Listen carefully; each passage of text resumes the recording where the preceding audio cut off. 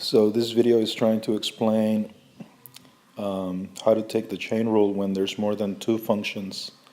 So for instance, here we have the function f of g of h of x and y equals all that, and we want to take the derivative. And so you can see that we start with the outside function and we take the derivative of that first, but we leave everything else the same. See that?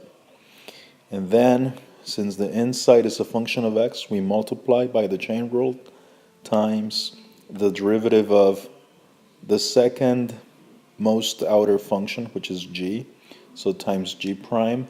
But then the innermost function, h of x, stays exactly the same. And then we multiply finally by the derivative of the innermost function, h prime of x.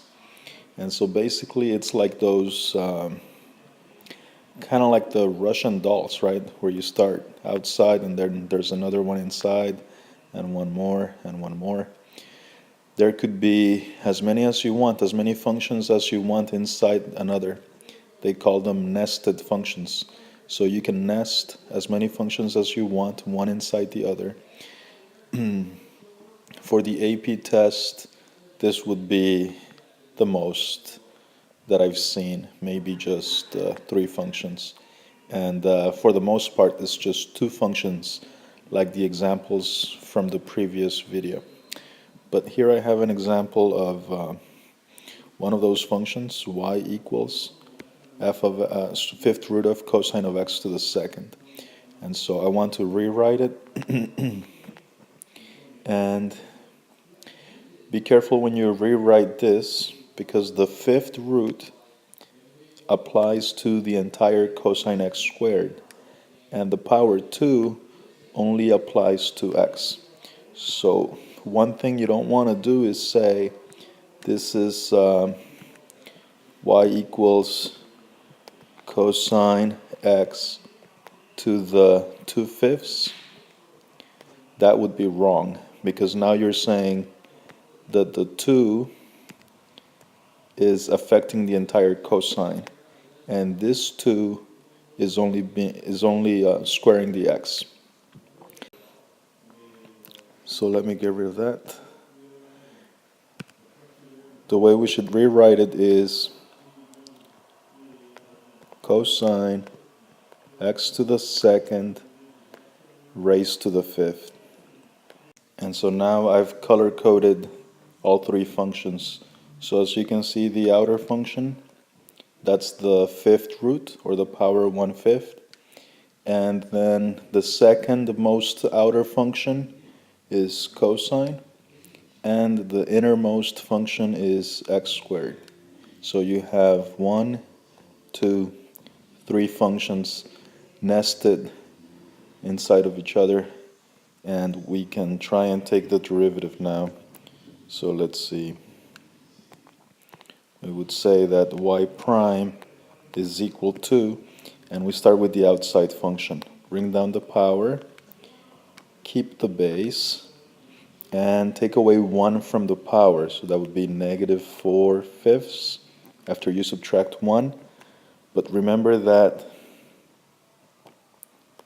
the base stays exactly the same. So we still have cosine and x to the second. That has not changed. But now we're going to multiply using the chain rule, and we'll multiply it by the derivative of the second most outer function, which is cosine. And the derivative of cosine is negative sine. But it's negative sine of the same angle, x to the second.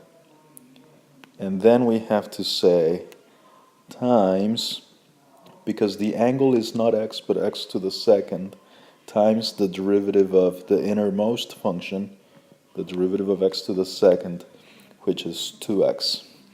And so hopefully you can see the progression here from one nested function to the other. And so the chain rule happens twice. Also noticed how the base here, we kept the base, but then we multiplied by the derivative of the base. Then we kept the angle exactly the same as before, but then we multiplied by the derivative of the angle. And so that's exactly what the rule says to do. If you can spend a few seconds looking back and forth between these two, and make sure you understand the process here. So here's another example, the tangent of cosine 6x, and you should be able to recognize that we have three functions. Tangent, the outermost function, 6x, the innermost function, and cosine, the in-between function. And to take the derivative, we'll do the same as before. We'll start with the outside function, and we just ask ourselves, what's the derivative of tangent? Secant squared of the same angle. And so we have to keep that angle, cosine of 6x, which is also an angle itself. But now by the chain rule, we're going to say times the derivative of the second most inner function, cosine.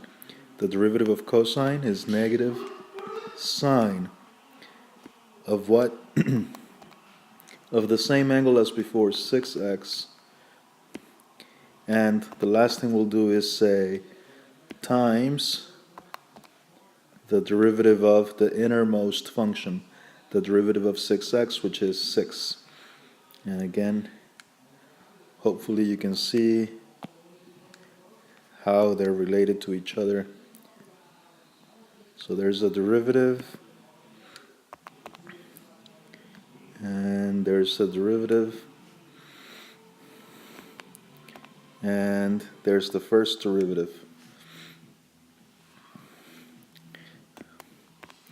Of course, we can always simplify our answer at the very end and say y prime equals, there's a negative and a 6, so we can start with that, negative 6 secant squared of cosine 6x times sine 6x.